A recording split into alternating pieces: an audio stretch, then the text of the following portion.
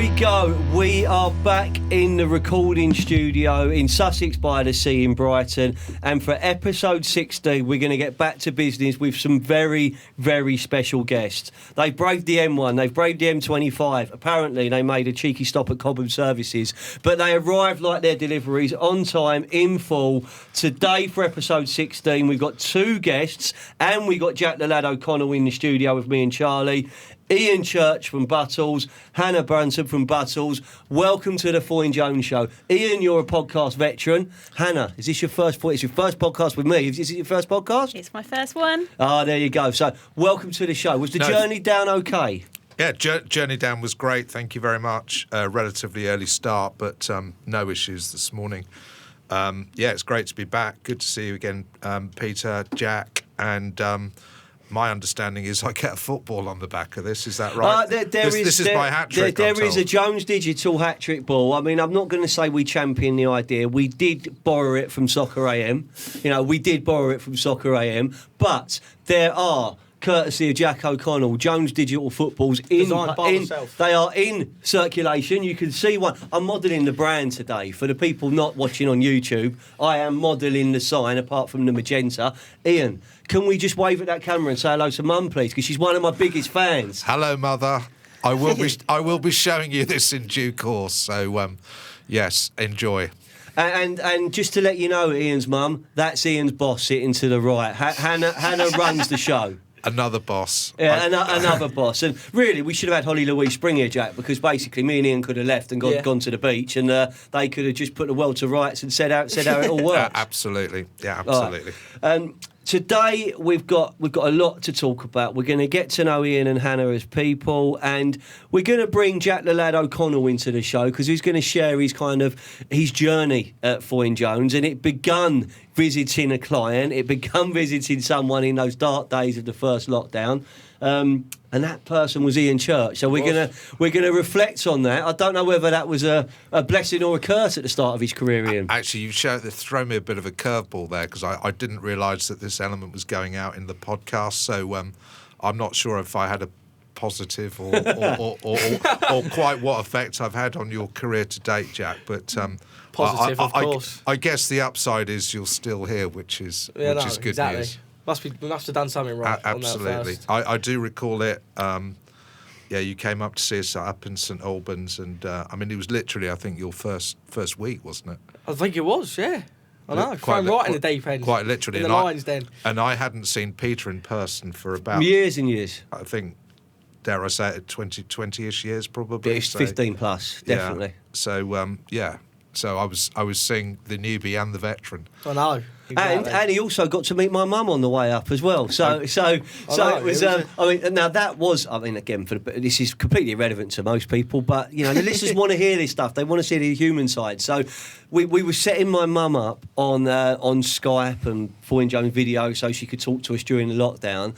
And the most surreal moment was when Jack was in my mum's house. And he's talking to my two boys who are at my house, and he's going, "I'm with your dad and your nan." It was absolutely surreal. It was a very surreal moment. But there you go. It starts somewhere. And we will focus on that in the first half because we're going to talk about all the amazing thing that's been happening with Team Buttle. And that's going to help us get back to business.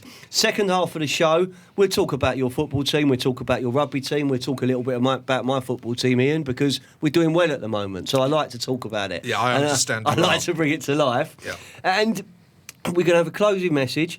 Excuse me, talking about the future of our industry. And Hannah, you said something just before we went on air that you had nothing to do during a school holiday, and 21 years later you're running a builder's merchant. Yep. And you've never escaped. No, once it gets hold of you. I mean, you could have gone athletics club or swimming or something. I know, but that didn't pay. Yeah, there is that, and that's probably where my journey began. 4 hours a day as well, back in my 17th and 18th year on the planet. That's the main purpose of the show. But I just want to take a breath, Charlie. I think it's something very special for us to talk about. This is the first time that our production team, myself, and we've had any guests have been back in the studio since the invasion of Ukraine, and we are seeing, I think, some horrific pictures. It's almost like we're seeing a war play out on our social media screens, and we're seeing some amazing examples of, there's some heroic activity being done. It shocked me to the core, and we spoke about it, Ian, when we were just planning for the show. I can't go to air with my next episode and not bring that to life, because it's something I never wished to see, I never thought I would see, but we're seeing it play out in front of us, and it's terrifying, humbling, and I want to say from a Foyne Jones perspective that everyone involved in my business, everyone involved in this production, we stand with Ukraine. Yeah. Absolutely. I think it's... I'm not sure I can find words to probably describe how I feel. Part of me is angry.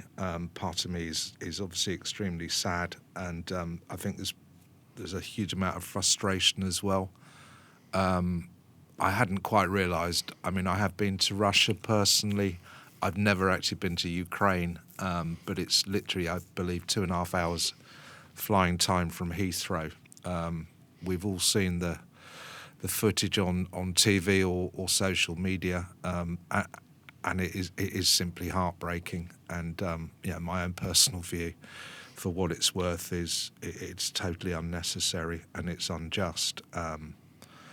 There is no simple solution to it. Clearly, I think everybody appreciates that once NATO get potentially drawn into conflict, then effectively, I think you're probably into the territory of a third world war. And Putin has had his hand all over Russia for in excess of 20 years, and is obviously very well protected. Huge chunk of his population, frankly, no different. But you just have to hope that common sense is, if that's right, or justice comes to prevail, because I've never witnessed anything like it, and I'm sure anybody of sort of Second World War clearly was horrific, and But that's the point, though, Ian. My mother sort of lived through that. We're over a week in now, and this episode you'll be listening to this in a couple of weeks time. Yeah. So we don't know where the events will be when this is going live. But what I've watched, what I've seen, what I'm reading, what I'm sharing, what I'm talking about, is something I never ever dreamt of. We're just recovering from a global pandemic. Yeah. We're just recovering from a global loss of life for a virus. We're now seeing indiscriminate bombing. And I know there's propaganda both ways, but you can't make up what you're seeing happening. And what's happening in terms of the invasion and the threat to our existence, you're spot on there, Ian, because, everyone's saying, well, if there's a no-fly zone, the minute you have a no-fly zone and you start enforcing a no-fly zone, you're in war. Yeah. You are at war. And then you look about, and I'm looking at this from just a day-to-day basis. The Ukrainian people are not going to surrender. They are going to want to resist. They're going to want to fight. So if you're going to occupy a place like that, the time it's going to take to clear that resistance, this is going to go on for a long, long time. I think potentially if the Russians end up, occupying Ukraine, then I think you're absolutely right. This conflict will go on for many, many, many years, and it potentially could never be resolved. And that's the fear. There is that the world we exist in it has changed, and it's changed from. You saw the troops mount up, and there's part of me that says he's going to do it, he's not going to do it, he's not going to do it, he is. And then you wake up and all the tickers are on your sky. Peter, he was always going to do it. Do you think he always was? Yeah, absolutely. Yeah. I think this has been a long time in the planning, and See, I thought it was a bit of, you show me yours and I'll show you mine, and that element there. But show, there you go. The unanimously, we want to see a solution. But I do agree with you, Mr. Church. Sadly, this is going to play out for a long, long time. And the horrible thing is, I don't want to turn the news on. I kind of try and go in every few hours and get like a bit of a snapshot update of where we are. And it's getting worse, and it's getting worse, and it's getting worse. I think, and it's totally understandable why. So at the moment we're approximately a week into the scenario.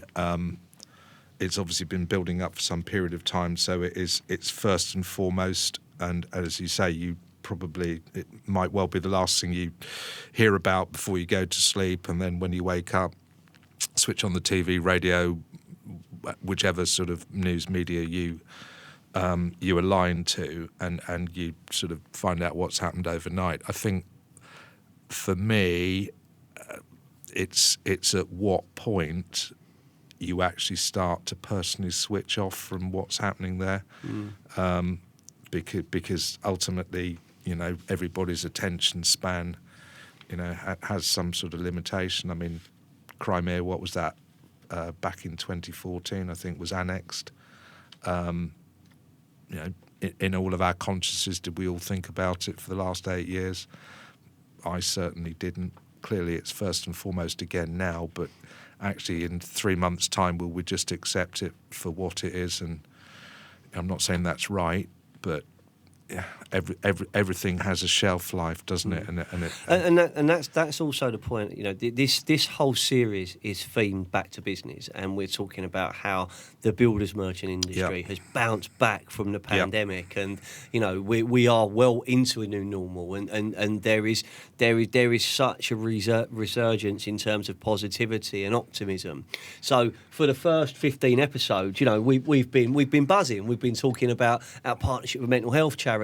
We've been bringing in, bringing in females that are shaking it up with diversity in terms of being a sales director for a plant hire company. We're getting the great and good of KBB and manufacturing in, and all of a sudden there's events in the world, and it's changed all that. And then you see, hold on, we've got mortgages to pay, we've got bills to pay, we've got our businesses to run, we've got our own daily challenges. When do we now get back to business, and how do you do that by still caring? And I think there is now pathways for people to support and for people to give and to support and stand with Ukraine. The businesses are standing up, the world is standing up, and we're going to keep on trying to make a difference. And that's the message from the Foyne Jones show. So not our usual start, Charlie, but Charlie's got a Polish surname. You've got a Ukrainian part of that family, because we've shared that. It's something that we have to put out there to start the show. So Ian, thank you. Hannah, thank you. Jack, thank you. We're going to now get back to business, and we're going to talk, really, Ian, about what's been happening in the wonderful world of Team Buttle. Quite a lot, actually, Peter. I think, if I reflect back over the last 21 months, I think it is, that I've been in the business. Just to recap, Buttles is 103 years old. We trade out of 4 locations: Kentish Town, Enfield, St Albans, and Leighton Buzzard. Family-owned business. Peter Buttle is still our chairman, and active in the business. Mark, Peter's son, also works for us in a sales role. So, real family, strong, connected business. I think it's fair to say that for a number of reasons, the business, when I arrived, difficult time. The pandemic, I arrived in, I think it was May 2020, so the pandemic was sort of 6 weeks old. In hindsight, were we probably the best prepared business to face something like that? I don't believe we actually were. And what do I mean by that as a specific example? IT-wise, we had no facility for customers to trade with us transactionally electronically. So we had a number of challenges there. So we were asking people effectively to either come into our business or to phone us up or drop us an email. Obviously, many of our competitors were much more advanced in terms of customers being able to place orders, check prices, and all the rest of it on a pretty well every other business has these days. But so that's one aspect, and I think to sort of sort of sum it up, there are a number of central themes. One, the most important thing in any builders merchants, whether it's yesterday, today, or tomorrow, and that's about people and culture. Huge amount of change as well that Hannah will talk about in terms of our commercial team and some of the things that we have done, are doing, and want to do going forward. And then we've strengthened the back office team in our head office function as well. So it's been sort of 21 months of rapid change, huge amount of people change. You don't change a culture of a business overnight. That does take some time. But I think we're much further down the road, and probably a bit further down the road today than I thought we would. So as an example of that, we've just been reaccredited for investors in people, which was an accreditation the business has held for some time. And I think probably the most satisfying thing for me in the whole of that survey, and this came directly from all of our people, we had a very high response rate, but actually 76% of Buttles people would recommend Buttles as a place to work for family or friends. So given what we've been through, we've come through obviously the pandemic and then a huge change program at pretty well every level. I think to get that level of engagement, I've taken a lot of positivity out of there. So we're on a journey. We're growing. I read obviously all of the market stats, and did we grow at the same rate as everybody else in 2021? Frankly, no, we didn't. We grew, but not to the same level. But that was within my expectations. Every branch manager in the business has changed. The majority of branch sales managers and the teams below them, the external sales team, pretty well all new to the business, and therefore that takes time to build those relationships with your customers. You've got to earn their respect. You've got to earn their trust. My expectation is for Buttles to boom in 2022, 23 and beyond, and hopefully all the initial hard work and grunt and some of it, sadly sort of unpleasant, that element has been completed, and now we're going about building a stronger sustainable business that's fit for purpose. And it has been. I mean, we as you said, we spoke very early into that journey, yeah. And that podcast was about the beginning. It was about changing a culture. It was, and I will share this because it was really powerful. It was almost dragging some of the traditional old school values, which we love about builders merchanting, because you do love some of those old values, but dragging it into where we're in 2020, and it was then looking at. And he was very open about this. It was looking about the business and making it more attractive, more diverse, more inclusive, and more representative of the environment and the market it trades in.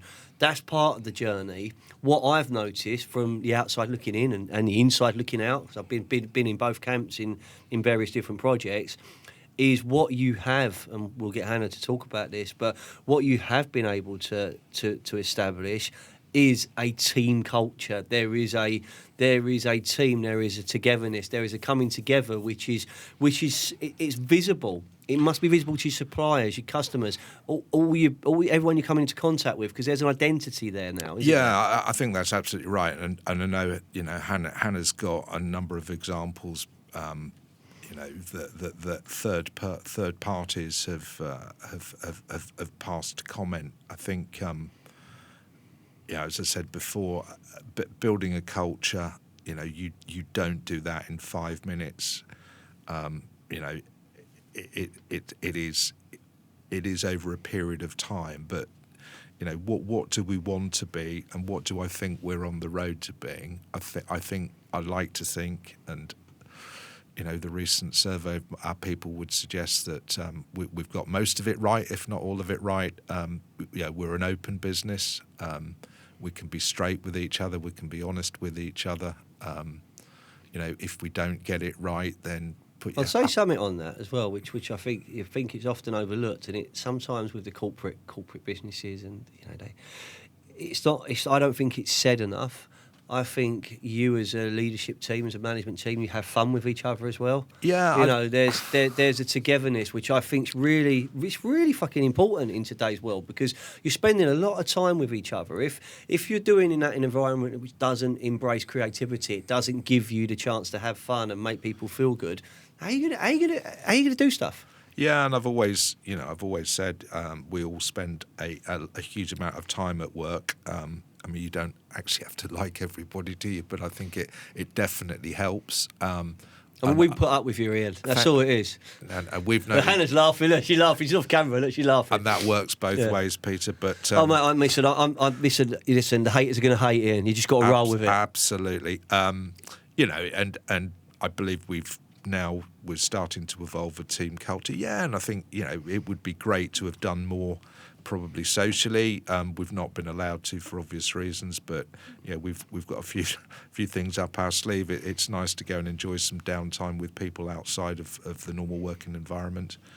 And I think I've always believed in team is far stronger than the individual. Some of the behaviours that I see in my business now is different to what it was. Individuals working much more closely together, branches working much more collaboratively together as well. And I believe we are an aligned business. I'm very fortunate. I've got a leadership team of 4, including myself. I think we're fairly unique in as much as 75% of the senior leadership team in Buttles is female. Which in our sector I'm proud of. Was it deliberate? I'll be honest, no, it wasn't. You take the best person for the job.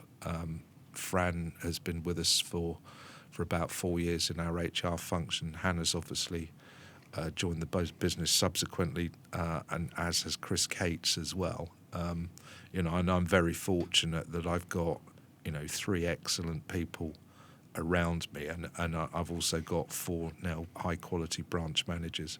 Well, don't they say, Mr. Church, that if you surround yourself with good people, you're going to pick up most of their qualities, or you're going to become them? Yeah, and I think there's a huge amount of truth in that. We're all shaped by lots of things in life, aren't we? Partly by your parents and your upbringing and your family and your friends and people you work with and people you work for, and without doubt, all of those things are very true to me.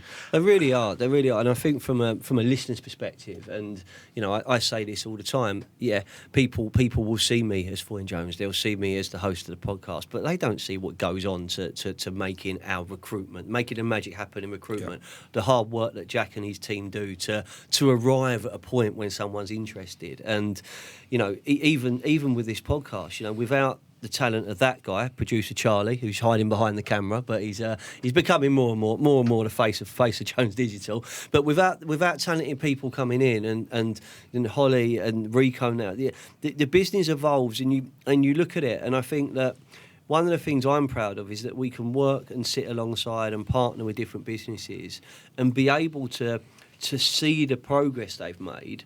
I remember our conversation Ian, at the beginning of that journey, when you knew the changes had to happen, and it was with a heavy heart. You've got to make some of these changes, but the business becomes where it is now, and I think at this moment in time, we've got to bring Hannah into the show. Hello, Hannah. Hello. So, Hannah, people know Ian. Most people know me, and some people like me, Ian. Believe it or not, there's some people that don't. It happens, all right. I've learnt that. It happens, and we keep going, and we keep smiling. I think from the perspective of this episode, I would love, Hannah, to spend a week in your life and understand, what your role entails, how you support this man, and how you're shaping the leadership team, but also the journey you've been on since joining the business. But if we go back a step, your builder's merchant career happened when you needed to earn a few bob during the school holidays. Is that genuinely how it happened? I genuinely had finished doing my GCSEs and said those fateful words to my mum. I'm bored. What can I do? And she said, you can come to work with me.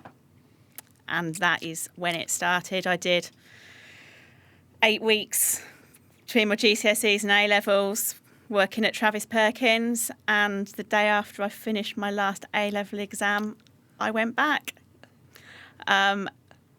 Deferred my university place for a year. It was only ever supposed to be for a year.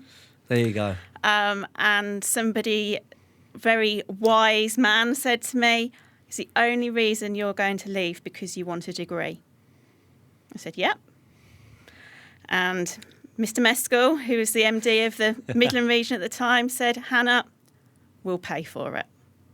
So Travis Perkins paid for my degree. I went on the management trainee programme and can honestly say I've never looked back. It was absolutely fantastic. It's amazing how just a little moment like that, it's that conversation, that moment. I share this story all the time. I think it was when, and I grew up with my nan and granddad, and my granddad passed away really soon when I was working at Travis, and it was like, look, he was everything to me, and how they treated me at that time, and how they stood by me and said, there's a job here, come back when you want, and that's when I bled green and yellow. I was joking about it earlier, but they had 9 3/4 years of my life went into that business from the complete bottom all the way up. And I left merchanting, and Ian, we've spoke about this story so many times, but I left merchanting as a sales director, not through having the best education but it was by doing, it was by having fun, it was by being part of that wave that TP was at that time. And then taking it into a different business, really young sales director, boom, 2003, 4 in Jones's Bold, and we're talking in 2022. The world for you right now, what's your role, Hannah? And tell me about what do you get up to? So I head up the commercial team. So we look after kind of the non-operational side of the business. I think kind of the strapline that I've used a lot has been exciting times ahead. And that was really true last year. There was so much planning going into what we wanted to do. But actually, it's exciting times now. There are going to be exciting times ahead, but what we're doing now is brilliant because we're getting to put into place and implement all the things that we've been looking to do. So working with suppliers, we've got an absolutely fantastic set of suppliers that are supporting us. And we talk about builders merchants being a traditional business, and some people are like, oh, that's good, that's not so good. Well, one of the things that is traditional in a builders merchant is you work on relationships. The industry survives on relationships. And I think with Buttles and coming into this business, it's been brilliant because you've been able to call on people that you've known in previous lives and say, need some help, do you fancy supplying? And the support that has come in from the suppliers when we've been doing the range reviews has been brilliant. We didn't have good ranging. It had evolved, it had grown legs, it had gone in different directions. But one of the things we knew that we needed to do to move the business forward was get some good, consistent ranging. Then we can look at websites, then we can look at pricing, then we can look at promotions and marketing and all those really great things. And the suppliers have just come on board. And now the feedback that we're getting is we're not sleepy buttles anymore. They come in, they say there's such a difference in the branches, in the atmosphere. There's a real buzz. The teams are, bouncing off each other. There's ideas flying around. There's banter. You hear people laughing. That's what it's about. It's about you spend a lot of time at work. You've got to have fun doing it. Do you know? It's hearing that, right? That there are certain times it's sort of, I'm a builder's merchant boy at heart. I will never ever lose it. It's where it all begun, and it is that banter with a team, that leading a team, interacting with so many different people. We were Jack and I actually. Jack, we were talking to a manufacturer, and they're recruiting a sales manager to call on merchants, and one of the factors they're looking for is someone who really understands what it's like. Okay, to be serving on the counter, answering the phone, saying to that driver, "I'll be with you in a second." Yeah, I know, I've got that. Yeah, I'll ring him back. And that ability to multitask and think on your feet and be that almost personality, that go-to person in an area. He said, I want my sales managers to understand that, so that when they're calling on our stockists, when they're calling on our partners, they know that it's not just talking to the manager, it's talking to the guy in the yard, talking to the girl on the counter, understanding what challenges the reps faced. And that partnership, it's really hard to replicate, but when it's right, you know it's right. You know it's right. And I remember, Ian, you know this, when I was a sales director, the great and good of suppliers that come and talk to you. You know this, Helen, and you're like, oh, God, I'm going to fall asleep in this one. I'm bored already. And then someone comes and they're like, there's something there. And you're buzzing and you're like, I want to work with him, I want to work with her, I want to work with their team. And that's how you roll it out. And where does that start from you? Is it historical relationship? Is it innovative product? What's the driving force when you make your range decisions or your commercial decisions? It's all sorts of things, because the key for me is you've got to listen to different people to make that decision. You need to listen to people in the branches. They're on the ground, they're talking to the customers are telling them what they want. You need to listen to yourself and your own experience. And you need to listen to the suppliers. And hopefully, if it all comes together, you create the perfect storm and you get a good range and you get the sales off the back of it. But it's not an overnight thing. I wanted to get the ranging sorted, and I thought, you know what, we can do this quite quickly. Actually, it's taken a little bit longer than I would have liked, and probably a little bit longer than Ian would have liked. But we're in a good place, and we've got the things rolling out now. And now we're starting to see that change coming in. But it really is just about talking to people, listening to people, putting the plans into action. And that, make it sound really simple, doing myself out of a job here, but... I don't think there's any danger of that, Hannah, to be honest. I don't think there's any danger of that. But let's sum that up. You guys have left early. You've travelled down from Northampton. You're in the studio today, and you're talking passionately about an independent builders merchant business and the relationships you're building with your new customers, with your new branch management team, with your new supply chain. That in itself is proper exciting, and you know what, Hannah? I think that if you go back to that conversation with Joe Mescal, dear old Joe Mescal, if you go back to that conversation. Wow, that's where it started from, and I'm going to bring Jack in, who's next door to you, because Jack the lad, big part of the Foy & Jones business. Give you an example of how things just happen and you have no choice. Ian knows this, but Jack, as I mentioned at the very start of the show, before we got quite sombre and political, but I'm not apologising for that, because I think we have to stand with Ukraine. But Jack is really good friends with my youngest son Henry. He the way things shaped out in what Jack will call the summer of love, but he'll call it the summer of love and the furlough dream, but I'll call it when I thought my world and business was going to end, those moments of time. Jack was like, can I get some work experience? And I said, yeah, of course you can, mate. Come in for a couple of weeks. And it was me and the dog in the office, big empty office. We were very COVID secure, and it was a strange old world. We had Holly on video and we were doing different things, but no one was recruiting, no one was talking, and things then started to happen. But that moment when Jack joined, a few days later, Ian and I were getting together. So one of the first things you did, Jack, was join me. We went to St Albans to meet Ian. But you came in for a 2 weeks work experience, arguably similar to Hannah, and we might be getting 21 years service of you, mate. How do you feel about that? Yeah, can't wait. You sure? Yeah, we need it. Yeah, did he mean that, Ian? Jack, I'm more interested in the summer of love. So. Yeah. I mean, it was just getting paid to sunbathe in the garden. Nice weather, wasn't it, in March? It was lovely. I didn't have to do my A-level exams. I got them all given to me. I couldn't have asked for anything more. And then, lucky enough to fall in, do a bit of work experience with Pete. A few things didn't go like the way it was with the COVID. I was going to do an apprenticeship up in London and stuff like that, move up with my dad, and obviously that all fell through. So, yeah, was going to the gym with Pete's youngest son, Henry. He went. I said, we were talking. I was like, can I do a couple of weeks' work experience? Came and met you in that work experience as And well. you're still here. Oh no! You didn't put him off. No, clearly not. No, I mean, I loved we've it. all Brilliant. tried, but Jack, do you know what I mean? You know, you as a 20-year-old, you know, have 2 days in. Yeah, two days in, and we've got something special for you, mates. Don't worry about that. cheers. I've just got to brief Charlie on that when we get to the second half of the show. But you know, you have been lucky enough, right, to meet individuals like Ian, to talk to people like Hannah and other businesses, and you're at the sharp end, you know, because you are the voice that a job seeker talks to. You are the voice that, you know, is trying to manage expectations. Ian, I've got to say it. We work in a world of negativity. We say no more than yes. You know, you have been unsuccessful. I'm sorry, it's bad news, and you've got to lift yourself.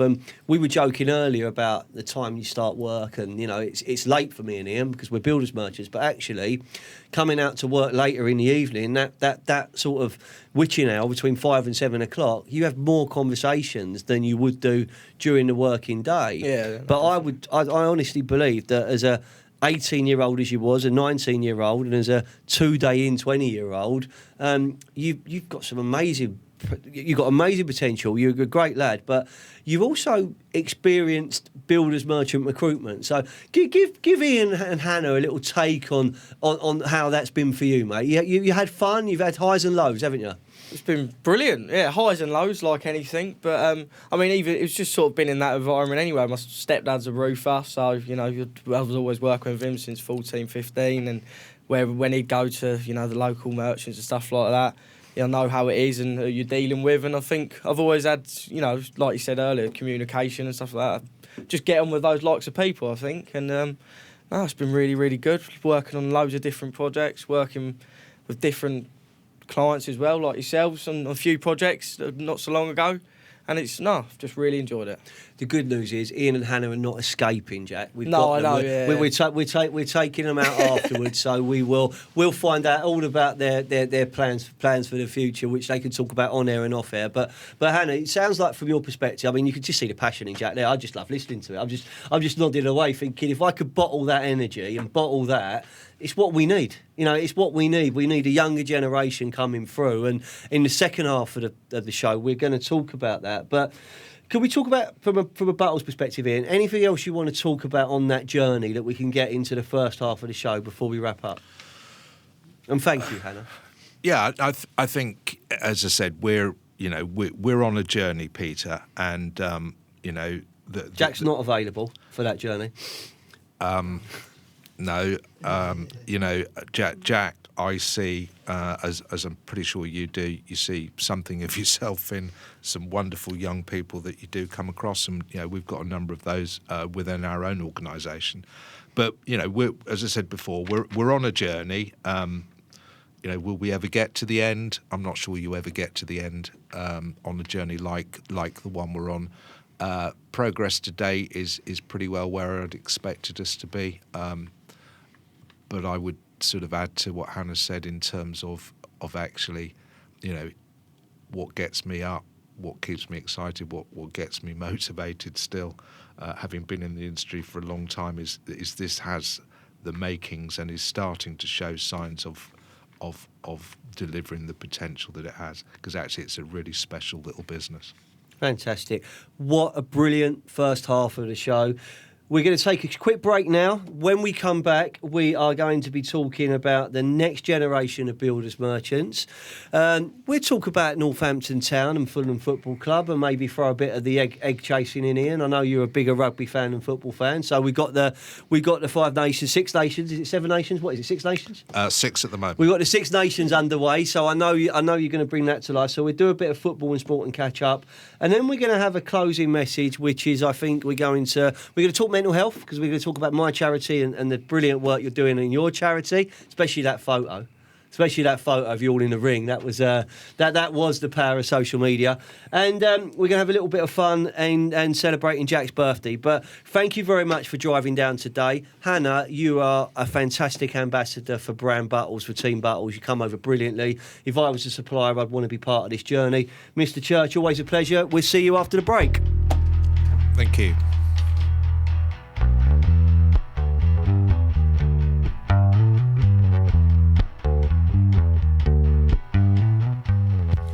Life-changing recruitment for the KBB, builders merchant and construction industries. Creative social content, specialist knowledge, world-leading video technology, helping you find career happiness and helping your business attract its stars of the future. We are Foyne Jones. This is what we do.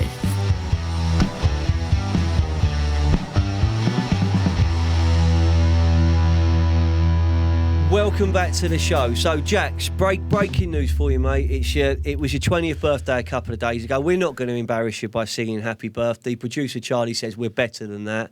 But what we have got, cheers, back at Foyne Jones Towers, I've got a very expensive bottle of Japanese whiskey with your name on it as a present. Lovely. And Ian Church, Hannah and I are going to bring you along to Burger and Bird along the South Coast, and we're going to treat you to an all-expenses lunch on Team Battles /Foyne Jones.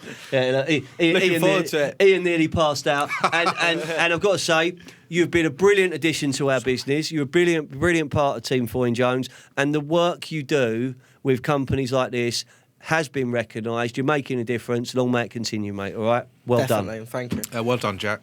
Thanks. So, let's talk about people like Jack and the future of the industry, apprenticeships, stars of the future.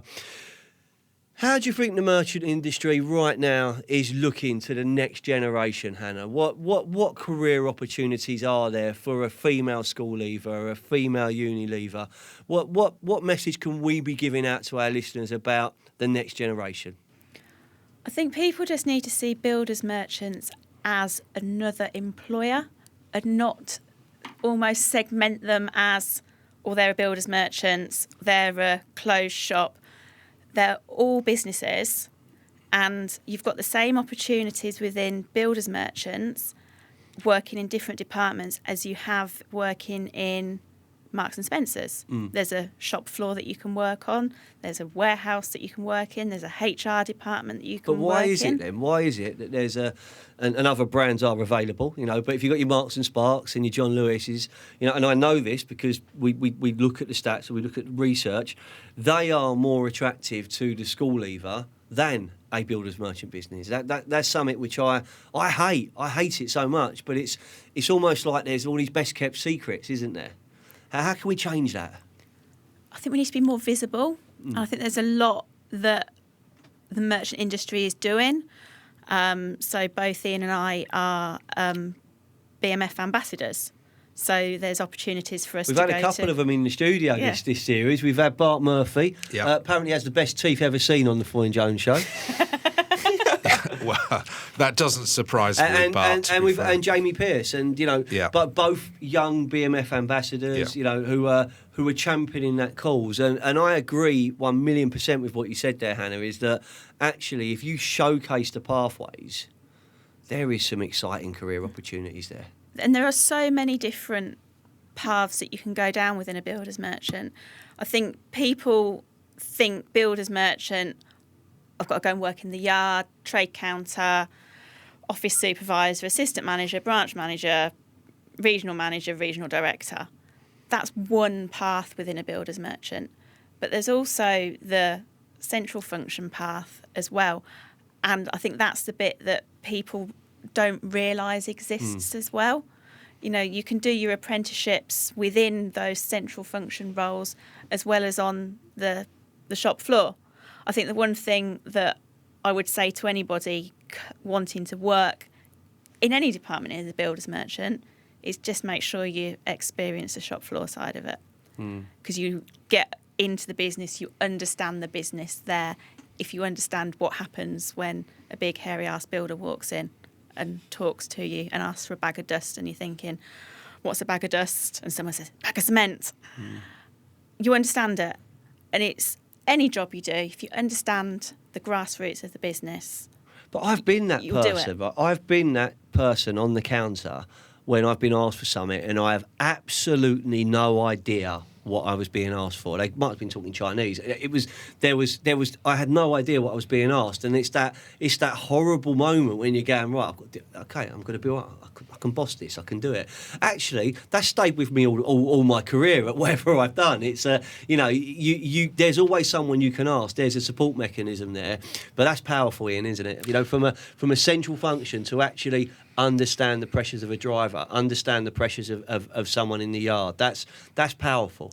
Yeah, I think it's clearly a unique industry, and I think for whatever reason, an element of the sort of potential employment pool gets put off by the word probably sort of construction. It clearly has an appeal to some and not to others. I've often wondered actually whether the term builders merchants is the word merchant has been around for hundreds and hundreds of years, and there's therefore a lot of positivity around the term. Would you change it? But I do sometimes wonder if the word merchant is something of a deterrent. Is it a bit of a dark art? Because as we all know, once you actually get into the sector, it's incredibly hard to leave because it offers everything, all the bits that you can go out and do in retail or accountancy, in IT, in driving, whatever skill set. And you work your way through your business potentially, and you ultimately end up as a merchant branch manager. And you have to have a really unique skill set. You have to be a great people manager. You have to have good, business acumen, understanding numbers. You have to be a great operator as well. And there's not many sectors that I think that enables an individual and to actually bring all those things together and thrive in that type of environment. So, the BMF, I think, have done and are continuing to do some great stuff, through their ambassador program, and also, getting the message across that this is a wonderful sector to work in. But, I think it's incumbent probably of all of us within it to actually keep telling people how good it is, because in my experience over many, many years, there are very few people that have left it that have said, actually leaving that sector was the best thing I ever did.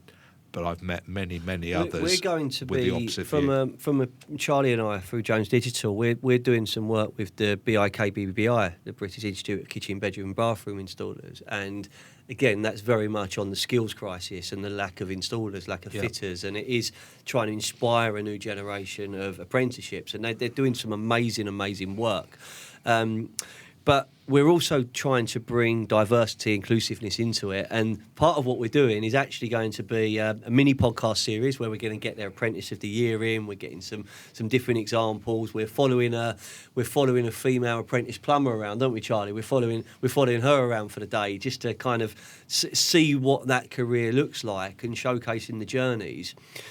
It will be brilliant at some point to perhaps look at the just the sheer diversity of what happens in the Buttles operation and bring that to life and I mean bring it to life with music, with production, with the type of appeal which would make our industry stand out.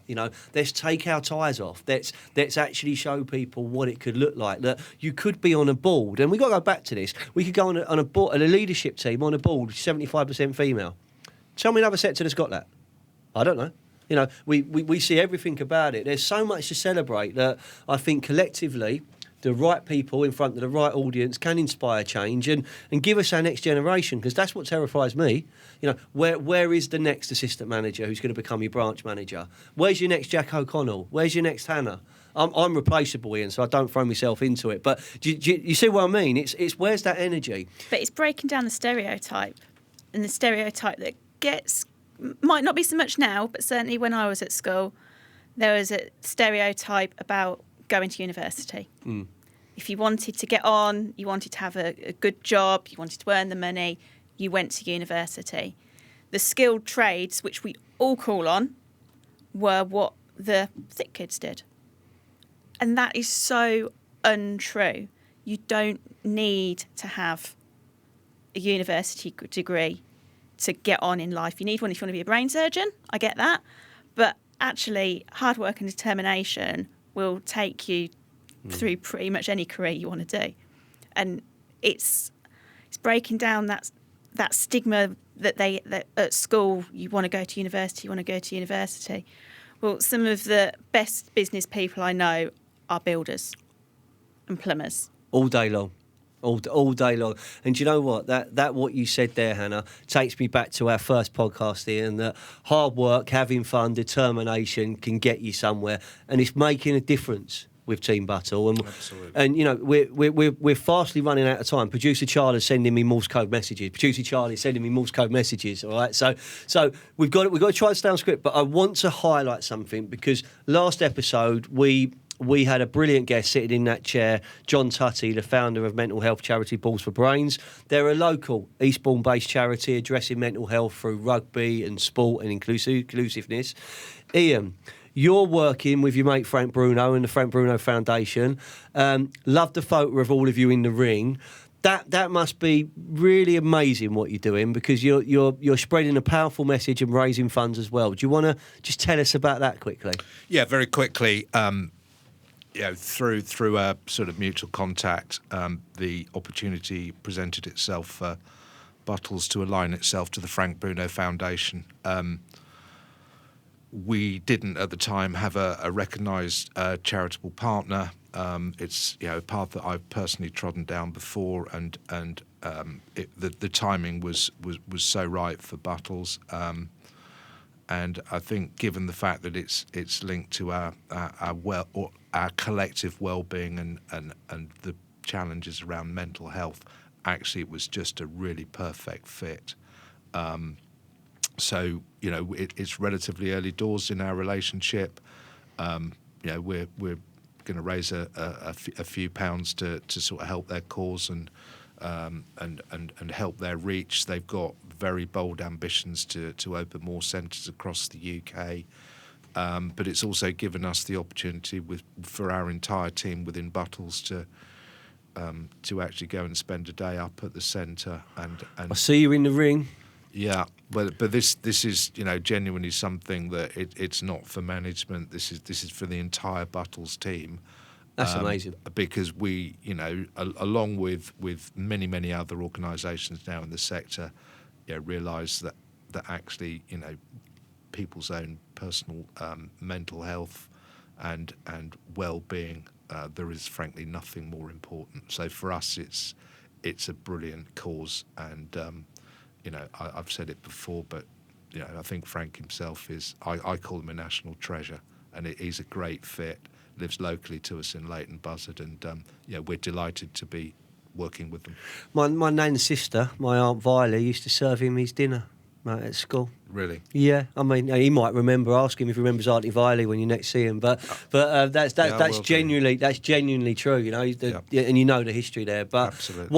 What's inspiring for me is that with yourself and Hannah, another business, another respected business, key players in our industry are having mental health conversations. It's okay. We can talk. We can help each other. Yeah. And I think every charity is doing the right thing. So seeing another business which is encouraging good mental health and good well-being amongst his team. Yeah. It's so powerful. Absolutely. And we've all just undergone a really difficult 2 years as well, and it's probably left its scar on all of us in one way, shape or another. I'd be lying if I said it hasn't had an impact on me. So it's the perfect alignment in terms of partnership for us, and we're really excited about the future. Well, Ian, Hannah, from my perspective, it was a tough podcast today. Not for the content, but from the starting point, because we had to talk about what's happening in the Ukraine. We had to bring that in. But if I reflect on what we wanted to cover, we've spoke about the Buttles journey and where you are now, all right? And that was powerful. We've got to know what Hannah's been doing in terms of the commercial team supporting the day-to-day trading of the business. We have identified that there is a pathway for the next generation. We've said happy birthday to Jack, but Jack, we will do that better, but we will do that more over lunch. What we haven't yet done, Ian, is spoke about my football team. I mean your rugby team. Sorry. You've been still enjoying the rugby? How are the Mighty Saints getting on? Yeah, very, very quickly. Once again, sadly, the Saints have flattered to deceive. We played some champagne rugby at times. But too often we just come up short and we're struggling to close games down, which is hugely frustrating. And my football team are currently lying second in League 3 at the minute, League 2. I have been a few times this season. We're not scoring many goals, unfortunately, so we could do with some lessons off you guys at Fulham. But with a fair wind, they may well get themselves promoted, which would be fantastic. And Six Nations, I think it's still open. France are definitely the team to beat this year. You've got the England captain plan for you, haven't you? Yeah, Courtney Laws, who typifies, I think, everything that's good about leadership that we've spoken briefly about this morning. A guy that's consistently good, and I think that word consistent is critically important. Just to finish up, I think the Six Nations, France are clearly the team to beat. England go to Paris for the last game, but I don't think it's over yet. And I think England, if they can beat the Irish in a couple of weeks, have still got a chance. Fantastic. Hannah, thank you so much for coming down with Ian today. Thank you for being on the show. You've got quite an amazing voice in terms of what you're talking about from a female perspective, and from actually disrupting and changing the perceptions in the industry. I want to get you back on, and I want to keep you disrupting things, because actually I think you've got 21 years service. I think you've got an amazing story to tell. We need to get you back on the show, and we can build a show up where we've got other people in to share experiences. It's because I think that there's so much goodwill and there's so much good stuff being done that it's not just a job. It's much more than that. It's a way of life, and it's something that becomes ingrained in you. It's always been ingrained in me, and whilst I'm a little bit on the edge of it, I'm not really, because I feel it every single day, and that's what this podcast is about. That sadly, producer Charlie, brings us to the end of episode 16. It's been back to business. It's season 5 of the Foyne Jones Show. Ian Church, Hannah, Jack the Lad, you'll all be joining me, and it is on a Foyne Jones card. We're going to one of my favourite restaurants on the South Coast, Burger and Bird. Guess what it does, Ian? It does burger and chicken. It's going to be a great afternoon. Thank you so much for listening. We'll see you next week. Ian, wave goodbye to Mum. Hannah, anyone you want to say hello to before we go? I suppose I ought to say hello to Florence. Flo. Yes. Hello, little Florence. Jack, happy birthday. Thank you. Well done, mate, because you've been on a great journey since you met Ian, and you got dragged kicking and screaming to kick St Albans. This is what our podcast is all about. Thanks for listening. We'll see you next week. Take care. Bye-bye.